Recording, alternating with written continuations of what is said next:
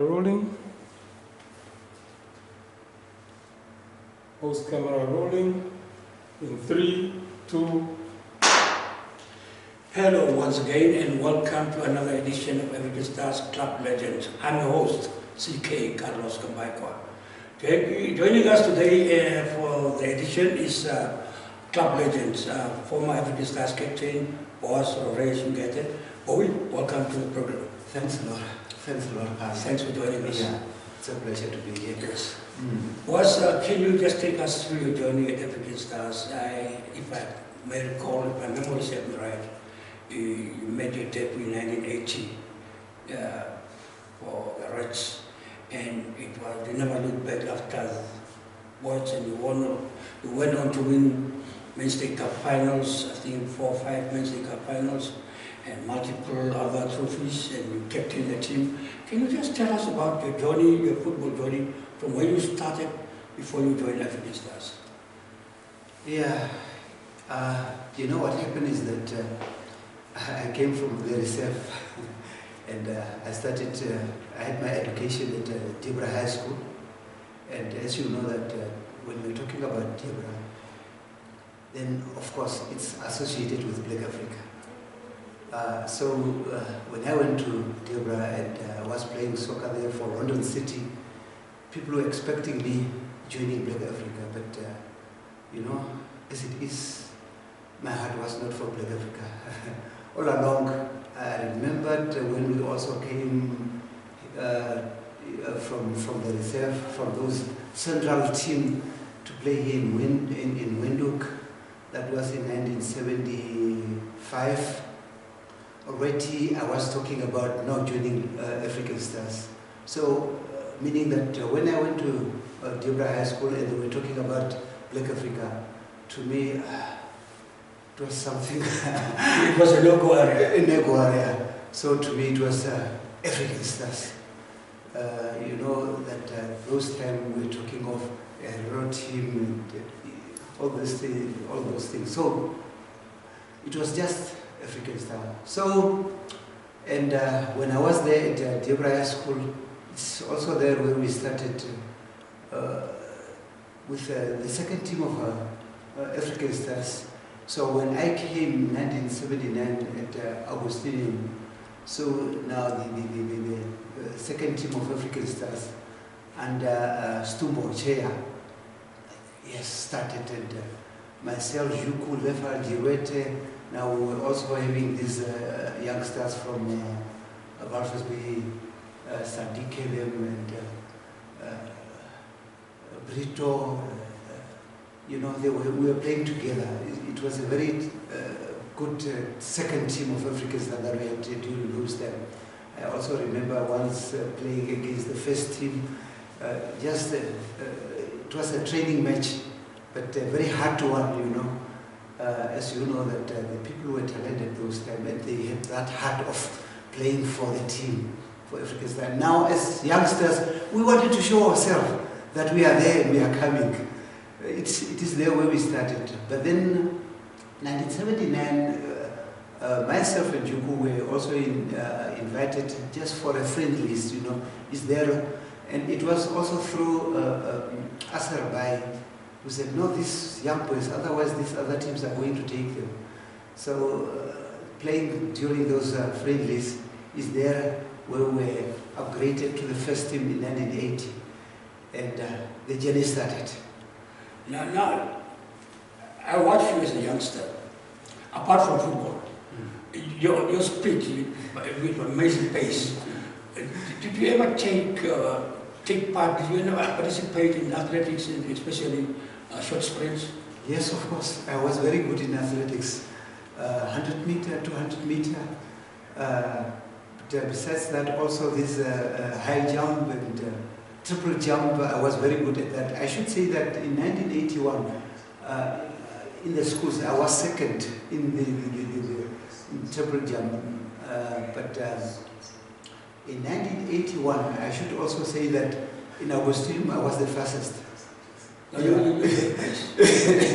Yeah, so I took part in athletics as well. Now coming into African Stars, I remember the time when we joined African Stars. It was probably the golden generation of African Stars. The best ever team African Stars ever had. And you have to bring into this team, I mean, we talk about that backline. Okay, Willie Rito had just left when you came in. Yes. And then we have Cheryl there, we have Kiri, we have Karinja, you have Marino, you have George Karisep, you have Timotheus Kwakosep. And you have to break into the team. How difficult was it for you to find a way into the team? Yeah, no, it was, as you were saying, Carlo, and you were there as well. As you were saying, it was not so easy. I should tell you that even when I'm talking about that friendly match that we had against Tiger, the forward in Tiger was Deti Ushona. And that game he scored Deti Ushona from our left side, where Timo Kwakose was playing. He scored 3 goals. And hence that, I remember that Ingenesia Mubangwa by then, but now knew me. Yes, yeah.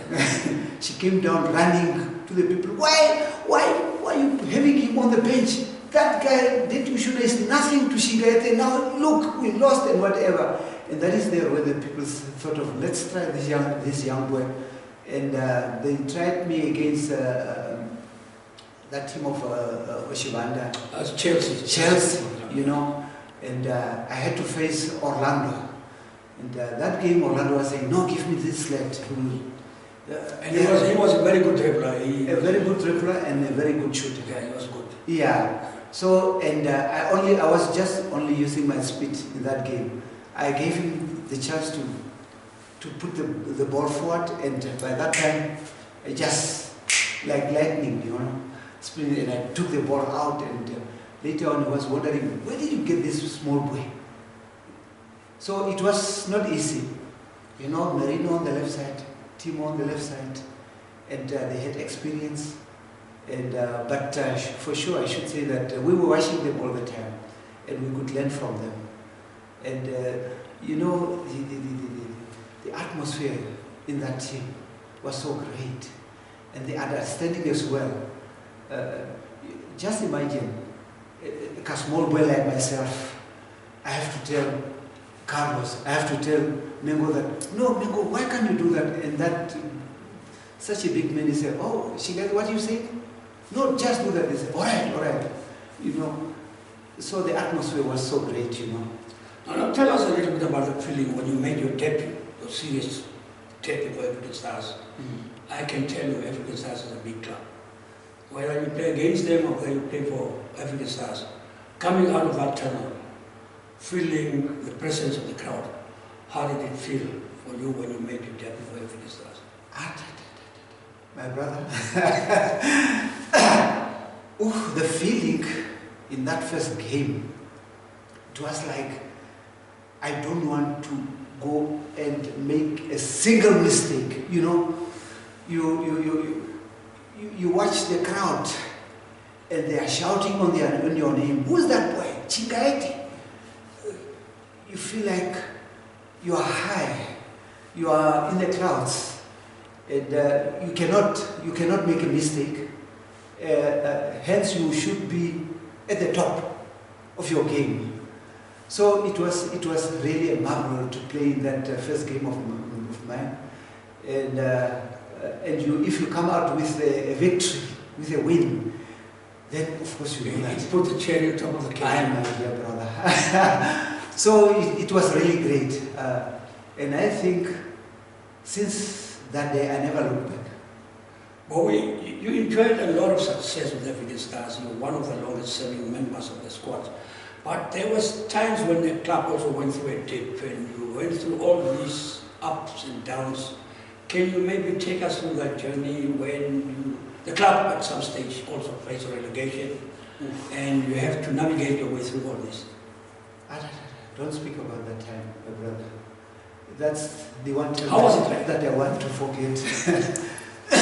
You remember that time when we were facing relegation, and I should say it's also the time that Yuku also went to join Rangers. And I remember during that time, myself was coming, and then they broke away, they started Liverpool. My brother, We went through hard things. Don't talk about that time, even when they went out and forming Liverpool. I should tell you that we had a meeting in Soweto there where they called us, and we did not know what it was all about. And in that house, I think it was the Shiro house, where they started about forming a new club. Myself and Jiva were up against that. We said, no, we can't. So you brought us for this. No, we cannot talk about that. Leaving Africans there. No, what other team? What we know is African. So it was a hard team, but still they continued. And they formed the Liverpool as a new team. And it was the time that we were going down, and we had to scout players ourselves. It's also the time when we got Epitas Bwalya. Epitas Bwalya came just immediately after independence. Yes. Yeah. Came almost at the same time as Domingo. Yeah, no, before Domingo. Before Domingo.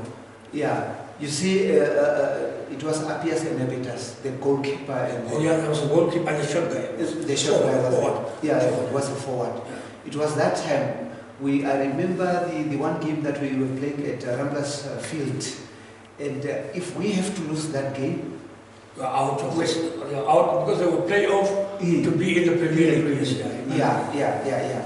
So he scored 2 beautiful goals. My dear goodness, that boy. That's why they used to call him Sherero Shako. When he has got the ball, it's so difficult to get that ball out of his feet, Shako. So it was really a very difficult moment during the lifetime of African Star. And we did not want African Star to be relegated. We wanted to remain there, and some players left, and the old boys are gone that we used to rely on. But we keep our head on top, and we went through it. At last, we were in the league. You became captain, I think you took over from Doc. No, but was it from... short stint. Yes. Captaining a team of African Stars caliber, which is a very big club and has a lot of expectations. How was it like, with the integration of new players, and also African Stars is a club known for having players from other ethnic groups and all these things. How was the atmosphere like in the camp? No, Carlo, you should know that we were used to players that were of other ethnic groups. Before that we were together with Josh Garisep, we were together with Timo Hohosep, Doc Naupep, and we were just like brothers. There was nothing. I remember when we were camping, we were singing. They could even sing Shiro songs, the songs that they did not know in Shiro. They could sing in the Damara language, but we were together. Hence, when they left, and now we were grooming up new ones, and we got these other people from other ethnic groups. Still, the show continues. The show continues, and I'm telling you that once they were in African Star, they were not thinking about going to any other club. I'm telling you, that's what it is. They felt like they are at home. You see, and it is due to the good supporters that we had. The foundation. Yeah. These new, our supporters, you know what they used to do? These new members, and more especially from these other ethnic groups, they were supported when after playing the match and we won, the money that they were receiving, the tips and so on, and the food also, going back home, they were carrying some bags of meat. They were taken care of. Yeah, hence they felt like, now we're at home. We are African Stars. They were just African Stars like them. And it was just a matter of motivating them and saying, let's do it. Once we win, you know what you are going to get. Hence they work very hard, full out. I should say they sold themselves to the club wholeheartedly. Now you see, a lot of things have changed in modern football. The dynamics and a number of things, nutrition, the way the players train, even the training methods and all these things. But the overall standards, when you watch the odd game now and then, how will you compare the standard, the current standard of football, especially in African stars, to the standard of yesteryear? Carlo, you see, when you are giving me that question, I even remember you yourself. I don't know, I'm asking myself today, when we are sometimes playing to a draw, and we have to shoot penalties, and as I know you were very good at shooting penalties, we knew that once we get a penalty there, Carlo is there, we put it in the net. And you were one of the best. I should say that during your time, that time of yours, you were the number one when it comes to penalty shooting. Yeah. The way that we're training, you know, having those road running exercise, whereby we started at Triple J, running to Katutura. Lines motors. And the good thing of it also, it was not just running. The people were competing. No, you can't. You will leave me behind. I know me, by you, it won't happen. And you know, we had people like Yuku, Doc Naupep, that were slow, and what we used to do is they were given 5 minutes before us, or some 10 minutes before us. Yeah. And then we should follow them. Now we were running to get them, and they were running not to be overtaken by us. And these things, I should say, kept the players fit, you know. And hence, when we were going into that field to play, it was like 90 minutes full out. Nobody is tired, and it was sort of, come, let's go, let's do it, yes, we go. And you know, when we are comparing it into today's training, them today they are saying, no, we are not athletes. Why should we run? We should only train with balls in the soccer field. They are not thinking of taking 3-4 kilometers, you see, running, and hence they are not even competing. They are only thinking of who is the fastest, you see, short distance. That is what they are mainly doing today. But us, we were playing for 90 minutes. I remember a team like Young Ones, they also had fast players, but we were saying, let them run. But they should know it's 90 minutes. It's not 45, 90 minutes. So we should hold them and run with them. When it comes to 90 minutes, they will get tired and we will get them. And that's how we used to win them. And it was because of that running. And the stamina was there. We were having fast running guys. And we were also having lazy guys, but you know, once you put them through that line of motors, at least they could deliver. They could deliver, even if it is not 90 minutes, at least 80 minutes, 75, 80 minutes, they could do it. And through that, no. Now, Bowie, if I have to look back, I was just thinking now, looking at you as the kind of player you were, really. You were one of the best centre backs, very strong in the tackle, very intelligent, good in the air, speed, everything. You could also play a little bit of decent football. Now, it just crossed my mind that you never really made it to the junior teams representing the country. Do you have any regrets about that? Not representing the country at youth level, or yeah, even at senior level. I think you should have been there, in my opinion. Yeah, and I think it was also due to the fact that certain period I was not around in the country. Or you were in South Africa? Yeah, I was in South Africa, and hence I was only called once in the senior team. I mean, and I was also not selected. They had who was that right back of Black Africa? Bigman Shoes. Bigman Shoes. And I remember Lolo Gassep once saying that, no, we knew that Chingaite was better than Bigman, but at least we knew that once we get big men there, he would get good coaches, and it is to uplift Black Africa.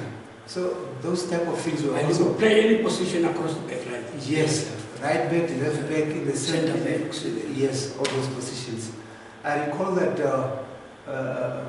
once we were playing at Okahanja, and I was at the back there, and with Oscar Mengo then present, and then Oscar had that, no, Chinyete can also play up front. In that game, he said, no, he realized that they could not score, and then he said, Chinyete, come up front here. So I went to the front and I scored. So I was playing because I should say that when I started my football, I was a forward player. And I think, to me, I should say, it is why I was a very good defender at last. Because I started knowing the tricky ways of the forwards, as I was a forward myself. So that's why I could think of, a forward, you should do this in order to prevent him from doing this. Yeah, I recall 1981 when we also played Mamelodi Sundowns. It was Mamelodi United. United, by then. Yeah. And West University. And West University on Saturday. Yeah. And Mamelodi. Yeah. Mamelodi United on Sunday. Yeah. I recall at that. The stadium.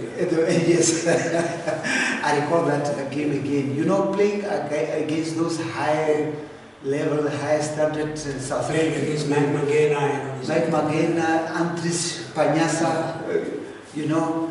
And even though we lost 3-1, they told us that your team is a very good team. I recall also going to Kimberley in 1981, playing 3 games there. We won all 3 games, and those players, one was a national team of that region. Regional team. Regional team. After playing that, because we won the one that won the league there, and the one that came second, and then they were telling us, no, you'll see us when we have the combined team of the region. And that game was a very hard game, and that ball that we scored came from Yuku to Jackson Koshu without dropping it, put it in the net. And then from there at the back there we said, let's close, let's close. And we did it, it was 1-0, you know. And after that, those guys will say, no, your team is not supposed to be a Southwest African team. Are you not playing in South Africa here? We said, no, then you must just come and play here. Because all these other teams are getting tough with us, but you, the way that you really did with us, we cannot understand. So that's what it is. Before I let you go, what was your most memorable moments with African Stars? You played for more than 10 years. You won everything that was to be won. Mm-hmm. Major cups, Metropolitan, you name it. What was your most memorable moment? The first Men's Day Cup that we won with me, that one, I'm still having the medallion there at home. It's still hanging. I can't forget that one. And again, the GPS that we won the other time, you know, when we came, I think Leslie Konobuthi will also testify this. When we came for that match, I should say that I was first home, and I came. I practiced with the team, trained with the team for a week, and I was in the starting lineup. And the ball that the young boy scored with a head, it came from my feet. It was the young boy from Okahanja. He's also from Okahanja. Is staying close to rank 7. 7 in Jala. 7 in Jala. I can't forget that one. The other one also is our first game with our opponent Liverpool. Because it was a newly formed team, and really, Also kind of a lot of animosity. Yes. with the matches. to lose against that team, it cannot be. And you see, that weekend also we had a nephew of mine was getting married at home, so I just went quickly there and I had to rush back for that game. When I arrived there here in Windhoek at SKW, it was the time that the team was just getting in, and I had to quickly dress myself. Yes, and immediately I got in. That I was telling the boys that we cannot lose this game. We cannot, not this one, not before these supporters of us, not this game, because it will be a fight after this. So we overran them that game. I cannot even forget that one.